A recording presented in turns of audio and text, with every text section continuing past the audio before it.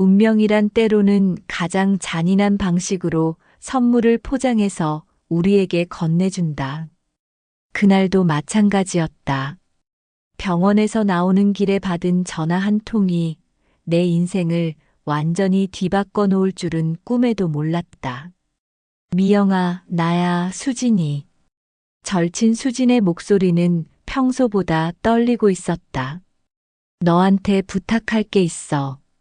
나는 차 안에서 핸드폰을 귀에 대고 그녀의 말을 들었다. 방금 전까지 병원에서 들은 의사의 말이 머릿속에서 맴돌고 있었다. 아이를 가질 수 없다는 그 차가운 선고가 아직도 가슴을 짓누르고 있던 참이었다. 무슨 일이야? 목소리가 이상해. 수지는 잠시 침묵했다가 말했다. 나 교통사고 났어. 큰 사고야. 그녀의 목소리에 절망이 섞여 있었다. 할인이를 부탁해. 내가 키워줘. 할인이는 수진의 5살 난 딸이었다. 아버지 없이 수진 혼자 키우던 아이였다. 나는 갑작스러운 부탁에 당황했지만 친구의 절박한 목소리를 외면할 수 없었다. 무슨 소리야. 너가 직접 키워야지. 괜찮아질 거야. 아니야, 미영아. 의사가 그러는데. 시간이 얼마 안 남았대. 수진의 목소리가 더욱 작아졌다. 할인이한테는 나밖에 없어. 내가 아니면 고아원에 가야 해. 그 순간 나는 이것이 하늘이 내린 기회일지도 모른다는 생각이 들었다. 아이를 간절히 원했지만 가질 수 없던 내게 사랑하는 친구의 딸을 맡겨달라고 하는 것이 아닌가. 운명의 장난인지 아니면 진짜 선물인지는 몰랐지만 나는 그 순간 결심했다. 알겠어, 수진아. 할인이는 내가 키울게. 걱정하지 마. 수진은 병원에서 사흘을 더 버티다가 조용히 세상을 떠났다. 장례식장에서 처음 본 할인이는 내 품에 안겨서 울지도 않았다. 단지 큰 눈으로 나를 바라볼 뿐이었다. 그 눈빛이 너무나 슬펐지만 동시에 희망으로 가득했다. 남편 준호는 처음에는 당황했다. 갑작스럽게 아이를 입양하겠다는 내 결정에 대해 신중하게 생각해 보자고 했다. 하지만 할인이를 처음 본 순간 그의 표정이 완전히 바뀌었다. 마치 오래전부터 알고 있던 아이를 만난 것처럼 자연스럽게 할인이를 안아 올렸다. 아빠예요? 할인이가 준호를 보며 조심스럽게 물었다. 응. 이제부터 아빠야. 준호의 목소리에는 묘한 감정이 섞여 있었다. 우리가 할인이를 지켜줄게. 그렇게 우리 가족이 되었다. 친구의 마지막 부탁을 지켰다고 생각했다. 운명이 우리에게 준 소중한 선물을 받아들였다고 믿었다. 하지만 그때는 몰랐다. 이 모든 것이 얼마나 잔혹한 거짓말 위에 세워진 것인지를. 할인이가 우리 집에 온 지 석 달이 지났다. 아이는 생각보다 빨리 적응했고 나 역시 엄마가 되는 것에 대한 기쁨을 느끼고 있었다. 그런데 이상한 점이 하나 있었다. 남편 준호의 할인이를 대하는 태도였다. 일반적으로 남자들은 입양아에 대해 어색함을 느낀다고 들었다. 특히 혈연 관계가 아닌 아이를 받아들이는데 시간이 걸린다고 했다. 하지만 준호는 달랐다. 할인이를 보는 그의 눈빛에는 친아버지보다도 더 깊은 애정이 담겨 있었다. 할인아, 아빠가 새 인형 사왔어. 준호는 매일같이 할인이에게 선물을 사다 주었다. 장난감, 옷, 책, 심지어는 비싼 액세서리까지. 내가 너무 과하다고 말해도 그는 웃으며 말했다. 우리 딸인데 뭐가 과해. 예쁘게 키워야지. 그의 행동은 사랑스럽기도 했지만 한편으로는 어색하기도 했다. 마치 무언가를 보상하려는 듯한 느낌이었다. 죄책감을 달래려는 듯한 과도한 애정이었다. 하지만 나는 그것을 좋은 방향으로 해석하려고 했다. 입양아에 대한 미안함 때문일 거라고 생각했다. 여보, 하린이가 좋아하는 케이크 사왔어. 준호는 매주 케이크를 사왔다. 하린이의 웃음소리를 듣기 위해서라고 했다. 아이가 웃을 때마다 준호의 얼굴에는 안도의 표정이 스쳤다. 마치 용서받은 듯한, 구원받은 듯한 표정이었다. 밤에 하린이를 재울 때도 마찬가지였다. 준호는 아이가 잠들 때까지 옆에 앉아서 동화책을 읽어주었다. 그의 목소리에는 특별한 온기가 담겨 있었다. 친아버지도 이렇게까지 할까 싶을 정도였다. 아빠, 사랑해요. 하린이가 준호에게 말할 때마다 그의 눈에는 눈물이 맺혔다. 기쁨의 눈물인지 아니면 다른 감정의 눈물인지는 알 수 없었다. 나는 그런 준호를 보며 행복했다. 남편이 입양아를 친자식처럼 사랑해주는 모습이 감동적이었다. 우리 가족은 완벽해 보였다. 아이는 건강하게 자랐고, 남편은 좋은 아버지가 되었고, 나는 꿈꿔왔던 엄마의 역할을 할 수 있었다. 하지만 가끔 이상한 순간들이 있었다. 준호가 하린이를 바라볼 때의 눈빛이 단순한 사랑만은 아닌 것 같았다. 거기에는 죄책감과 간절함, 그리고 무언가를 숨기려는 듯한 불안함이 섞여 있었다. 그의 눈빛은 아버지의 것이 아니라 죄책감의 눈빛 같았다. 나는 그 미묘한 감정을 읽어내려고 했지만 번번이 실패했다. 대신 나 자신을 탓했다. 남편의 선한 마음을 의심하는 내가 못된 것이라고 생각했다. 행복한 착각 속에서 살아가는 것이 더 편하다고 여겼다. 하지만 진실은 언제나 모습을 드러내는 법이다. 아무리 깊이 묻어두려고 해도 언젠가는 수면 위로 떠오르게 되어 있다. 그리고 그 순간이 다가오고 있다는 것을 나는 아직 모르고 있었다. 하린이가 초등학교에 입학한 지 한 달이 지났을 때였다. 학부모 참관 수업이 있어서 준호와 함께 학교에 갔다. 아이들이 자신을 소개하는 시간이었고, 하린이는 당당하게 앞으로 나와서 말했다. 안녕하세요. 저는 김하린입니다. 엄마 아빠와 함께 살고 있어요. 다른 아이들과 다를 바 없는 평범한 소개였다. 하지만 그 순간 주변 학부모들의 시선이 이상하게 느껴졌다. 몇몇 어머니들이 수군거리기 시작했다. 나는 처음에는 신경 쓰지 않으려고 했다. 입양 사실을 아는 사람들의 호기심 어린 시선일 거라고 생각했다. 하린이 정말 아빠 닮았네요. 옆자리에 앉은 한 어머니가 나에게 말했다. 네. 나는 깜짝 놀랐다. 저희는 입양. 아, 죄송해요. 몰랐어요. 그 어머니는 당황하며 말을 멈췄다. 하지만 이미 주변 사람들의 관심이 우리에게 집중되어 있었다. 수업이 끝나고 집으로 돌아오는 길에 나는 준호에게 물었다. 여보, 사람들이 하린이가 당신을 닮았다고 하네요.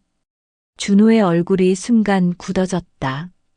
그냥 우연의 일치겠지. 남남도 닮을 수 있잖아.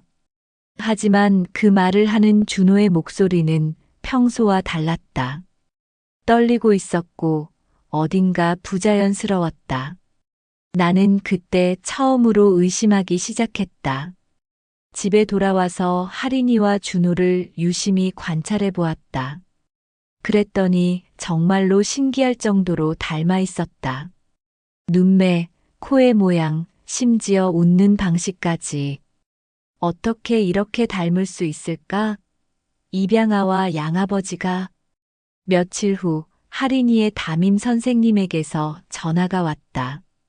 어머님, 할인이 아버지 성함이 어떻게 되시죠? 서류상 이름과 실제 아버지가 다른 것 같아서요. 나는 당황했다. 서류상으로는 분명히 준호의 이름으로 되어 있었는데 왜 다르다고 하는 걸까? 실제 아버지라는 게 무슨 말씀이세요? 아, 죄송합니다. 할인이가 그림을 그리면서 친아빠라고 말하더라고요. 혹시 재혼 가정이신가 해서. 전화를 끊고 나서 나는 할인이를 불렀다. 할인아, 선생님이 친아빠 얘기를 했다는데. 할인이는 순진한 얼굴로 대답했다. 네, 준호 아빠가 진짜 아빠 같아서요. 엄마처럼 생겼어요. 엄마처럼? 아니, 준호 아빠처럼. 제가 준호 아빠 닮았다고 친구들이 그래요. 그 순간 나는 소름이 돋았다. 할인이가 남편을 너무 닮았다는 말이 귓가에서 떠나지 않았다. 우연의 일치치고는 너무나 완벽한 유사성이었다. 그날 밤 나는 잠들지 못하고 천장을 바라보았다. 옆에서 잠든 준호의 얼굴을 보니 할인이와의 유사점이 더욱 명확하게 보였다. 이것은 단순한 우연이 아니었다. 뭔가 숨겨진 진실이 있다는 확신이 들었다. 다음 날부터 나는 조심스럽게 조사를 시작했다. 수진과 준호의 관계, 할인이의 출생 시기, 모든 것을 다시 점검해 보았다. 그러면서 발견한 것은 너무나 충격적인 사실들이었다. 할인이의 출생일과 준호가 출장을 갔던 날짜들이 묘하게 일치했다는 것이다. 균열이 시작되었다. 완벽해 보였던 우리 가족에 작은 틈이 생기기 시작했다. 그리고 그 틈은 점점 더 벌어질 예정이었다.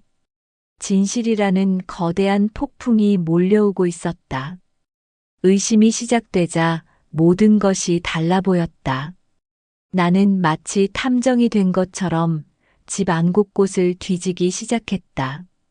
준호의 오래된 물건들, 서류들, 사진들을 하나씩 살펴보았다. 그러다가 서재 깊숙한 곳에 숨겨져 있던 낡은 앨범을 발견했다. 앨범을 펼치자마자 숨이 멎을 것 같았다. 거기에는 준호와 수진이 함께 찍은 사진들이 있었다. 단순한 친구 사이의 사진이 아니었다. 서로를 바라보는 눈빛, 자연스럽게 어깨를 감싸고 있는 모습, 연인들만이 지을 수 있는 그런 표정들이었다.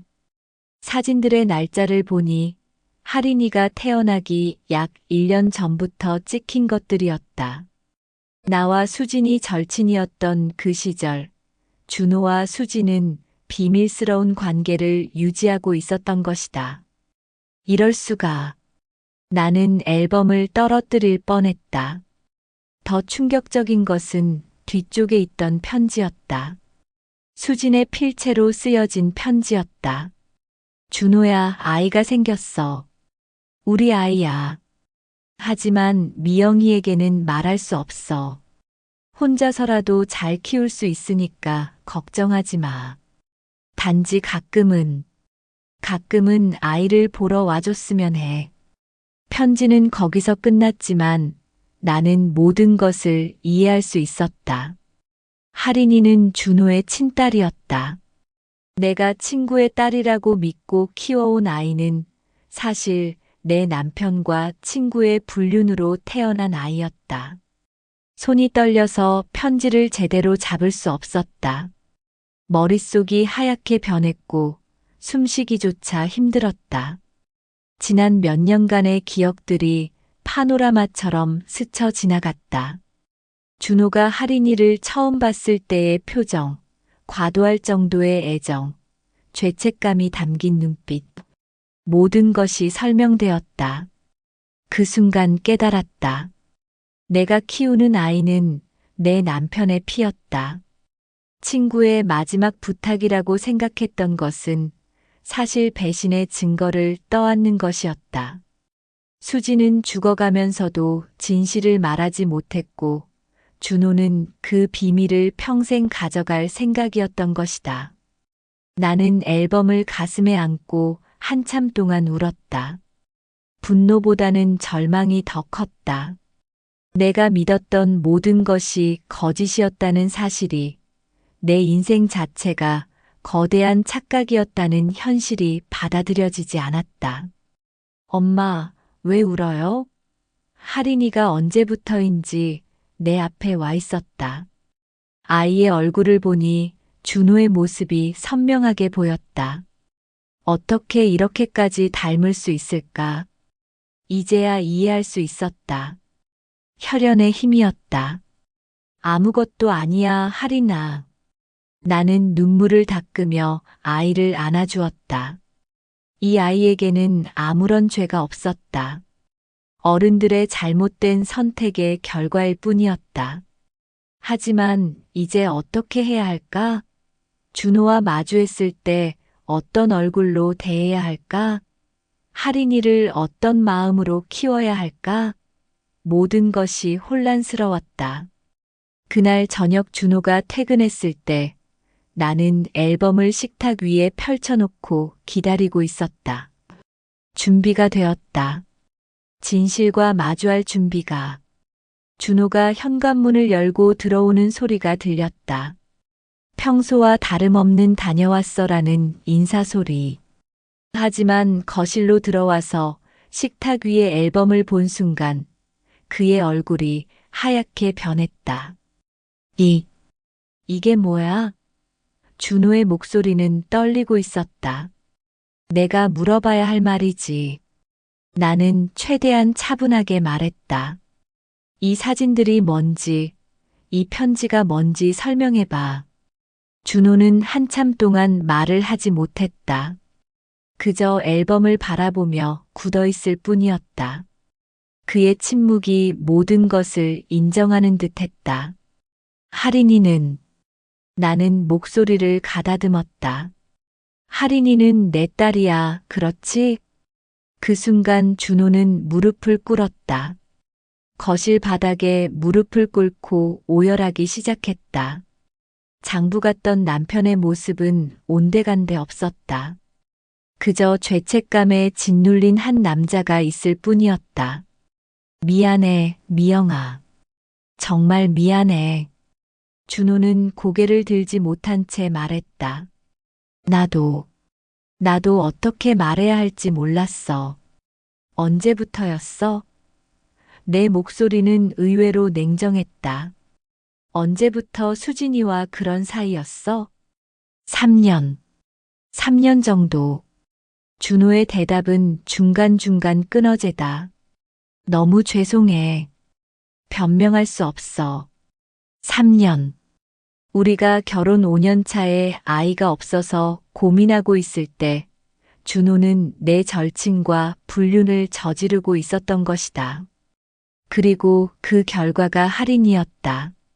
수진이가 죽을 때 나한테 할인이를 맡긴 이유를 알겠어? 나는 쓴웃음을 지었다. 자기 아이의 친아버지를 알고 있었으니까. 나를 이용한 거야. 너희 둘 다. 아니야, 미영아. 수진이는 진짜로 너를 믿고. 그만해. 나는 소리를 질렀다. 더 이상 듣고 싶지 않아. 거짓말도 이제 그만해. 하린이가 방에서 나와서 우리를 바라보고 있었다. 아이의 큰 눈에는 두려움이 가득했다. 어른들의 다툼을 이해할 수는 없지만 뭔가 심각한 일이 벌어지고 있다는 것은 느낄 수 있었던 모양이다. 하린아, 방에 들어가 있어. 내가 말하자 아이는 고개를 끄덕이고 방으로 돌아갔다. 이제 어떻게 할 거야? 나는 여전히 무릎을 꿇고 있는 준호를 내려다보며 물었다. 계속 거짓말 속에서 살 거야? 미영아, 제발. 하린이만은 준호가 고개를 들어 나를 바라봤다. 그의 눈은 빨갛게 충혈되어 있었다. 하린이한테만은 이 얘기를 하지 말아줘. 아이는 죄가 없어. 그건 내가 결정할 일이야.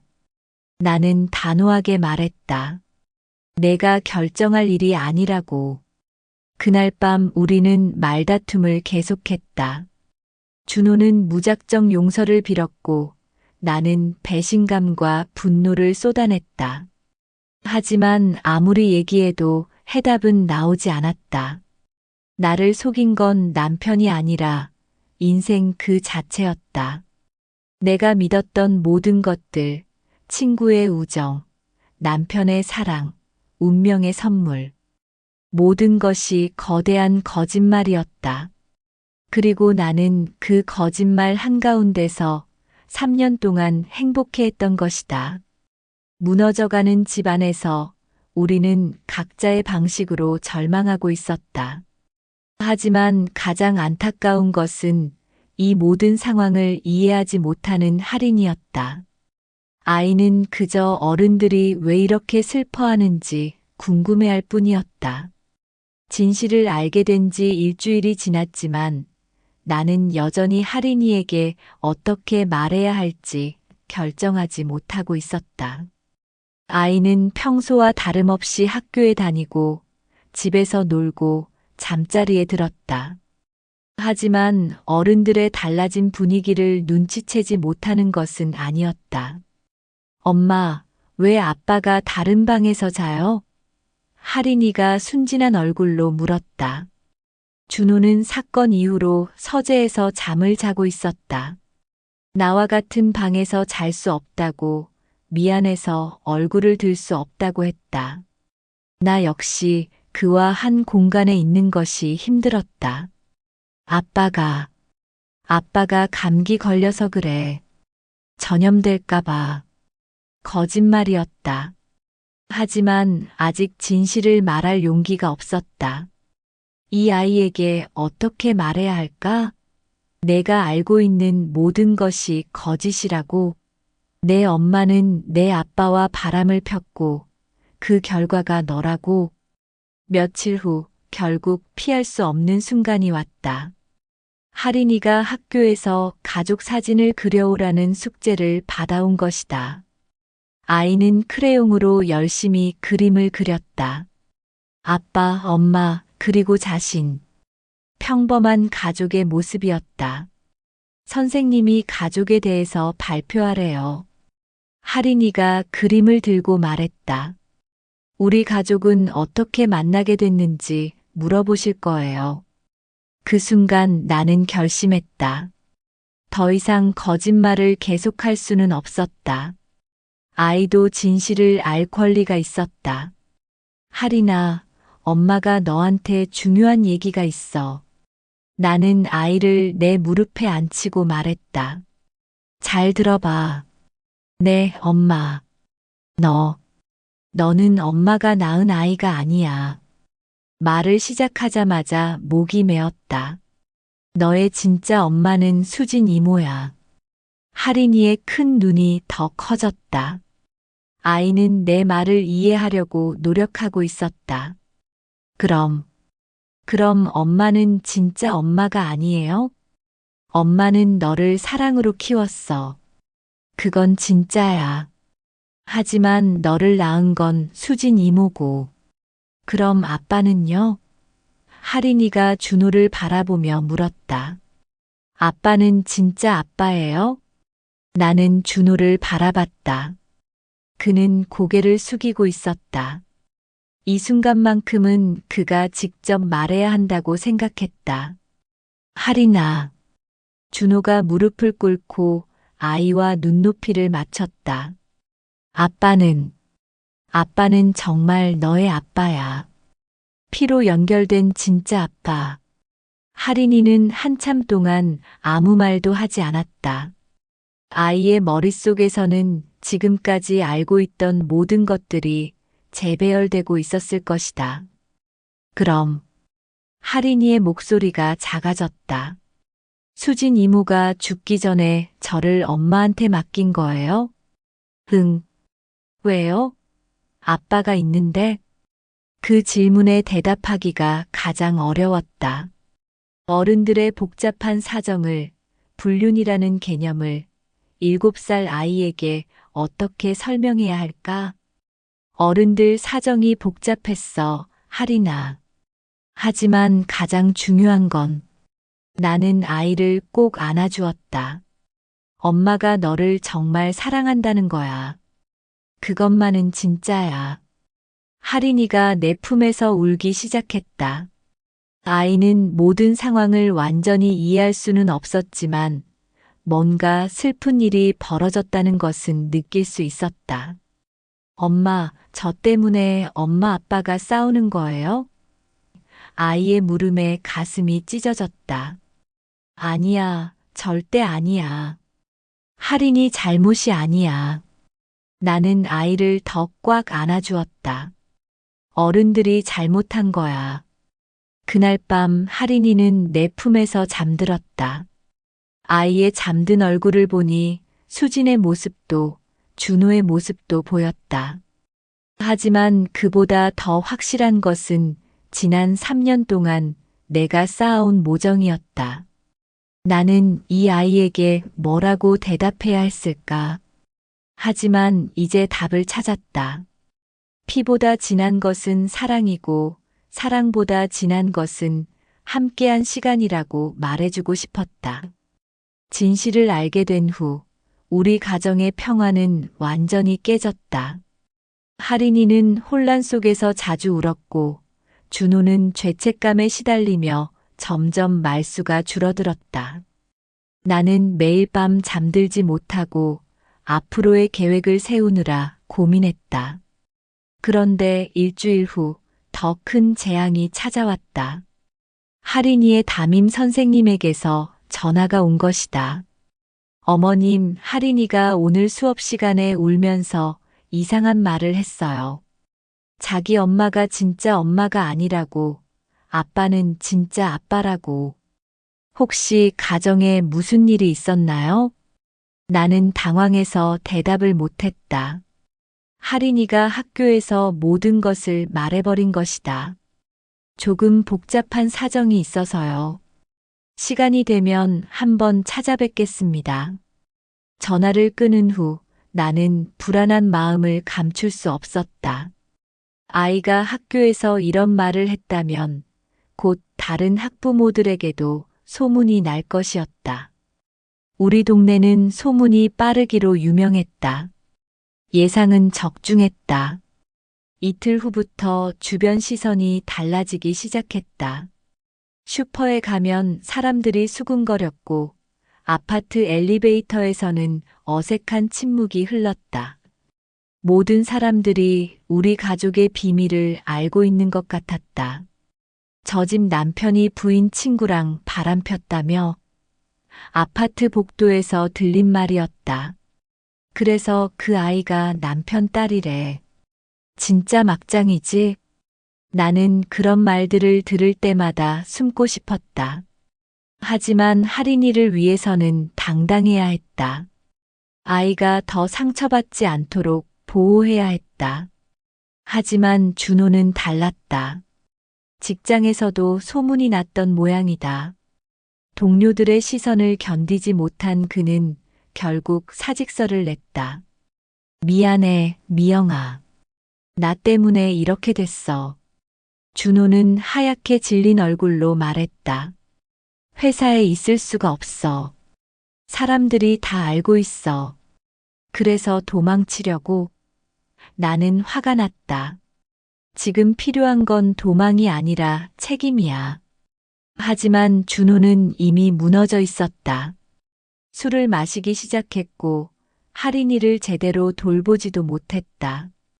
그렇게 사랑하던 딸 앞에서도 고개를 들지 못했다. 주변 사람들의 시선은 날이 갈수록 차가워졌다. 마트에서 장을 보면 사람들이 피해갔고 할인이를 데리고 나가면 아이들의 부모들이 불편한 표정을 지었다. 할인아, 우리 다른 동네로 이사 가자. 나는 결국 이사를 결심했다. 여기서는 더 이상 살기 어려울 것 같아. 하지만 이사비도 새집 보증금도 문제였다. 준호가 직장을 잃으면서 경제적으로도 어려워졌다. 게다가 이혼을 원하는 내게 준호는 모든 것을 포기하겠다고 했다. 집도 재산도 모든 것을 나와 할인이에게 주겠다고 했다. 나는 할인이 곁에 있을 자격도 없어. 준호의 말이었다. 너희들이 행복했으면 좋겠어. 내가 망친 거니까. 하지만 나는 분명히 말했다. 도망치지 마. 할인이의 아버지로서 책임은 져야 해. 동네에서 우리를 바라보는 시선은 비난과 호기심이 뒤섞인 것이었다. 내가 지킨 건 우정도 사랑도 아닌 배신의 유산이었다. 모든 사람들이 우리를 불쌍히 보거나 손가락질했다. 하지만 가장 힘든 것은 할인이었다. 아이는 학교에서 친구들에게 놀림을 받기 시작했다. 너 진짜 엄마 아니잖아 라는 말을 들으며 집에 와서 울었다. 폭로와 파멸. 우리 가족은 사회적으로 완전히 매장되고 있었다. 하지만 이제 와서 후회한들 무슨 소용이 있을까? 이미 엎질러진 물이었다. 나는 결심했다. 모든 것을 잃었지만 할인이만은 지키겠다고. 그것이 내가 할 수 있는 마지막 일이라고 생각했다. 진실을 알게 된 후 우리 가정의 평화는 완전히 깨졌다. 할인이는 혼란 속에서 자주 울었고 준호는 죄책감에 시달리며 점점 말수가 줄어들었다.